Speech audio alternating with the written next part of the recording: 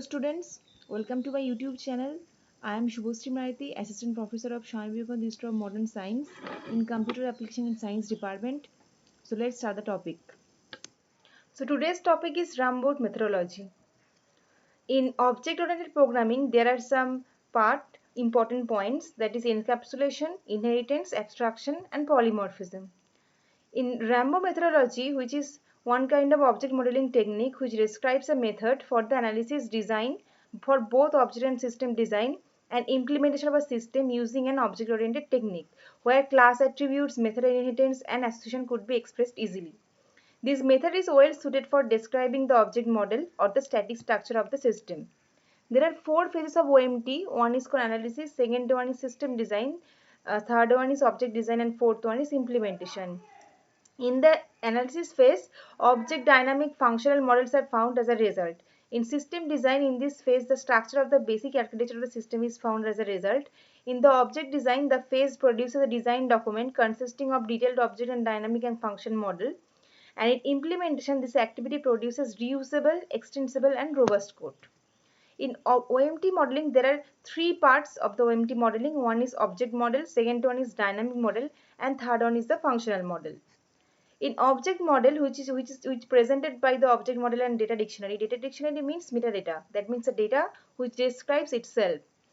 To build object model or class model, you have to keep in mind first you have to represent the first you have to write down the class name or object name, then the attributes name, then the relationship name or the function name. Association means the relationship among classes. That means object of one class relationship with the object of the another class's relationship. Okay. Here is I have represented two kind of example based on class diagram and object diagram. See here, as per I am describing I have described. First the class name is there. Here plus the address name is there. Then here the attributes name is there. Here the attribute name is there. This represent the multiplicity. This star means the many to many relationship. That means more than one. Because several person could have several mailing address. That's why here star sign is given, and this represent the association line. Okay, so here several company have several person have several mailing address, so that's why the entire relationship has been shown in this way. And in object diagram, one company could have several person could have several mail address, and or also one person could have two mailing address. So all the classes are described with the association line, and first the address or object name, then the attributes name. So you have to build any object and class diagram in a meaningful way. Next one is dynamic model, which is presented by the state diagram and event flow diagram. In state diagram, all the transition of states depend on the inputs has been described in a diagrammatic way. So here is one kind of my activity diagram which represent one kind of mm, uh, stock trading processing. So here each activity entity has been shown in this way. So it is a start activity, then we are verifying the order, and then you are executing the order.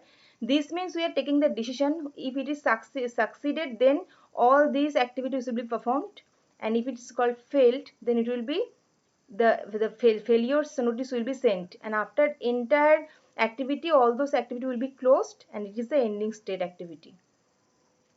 Next one is a functional model, which is presented by the data flow and constraints. So example of functional model could be described using the DFD or data flow diagram, which represent the data between different processes in a business, and it is simple intuitive method for describing business process without focusing on the details of the computer system. Here some symbols of DFD. This represent process, this represent data flow, this represent data store, and this represents the external entity. See here I have described one kind of data DFD example, as it is one kind of process. So it is one kind of online book vendoring system process. It is zero level DFD. For 1 and 2 we have to describe the in-depth of that process. So here, as I have told you, in process flow is oval shape, and it is the external entity. As for the symbol, I have described the entire thing, and it is the message that all the message, that means system is giving the website management information to the administrator. Administrator is giving the website activity to the system. Same for user, it is purchasing from the system, and system is giving the purchase details and product information.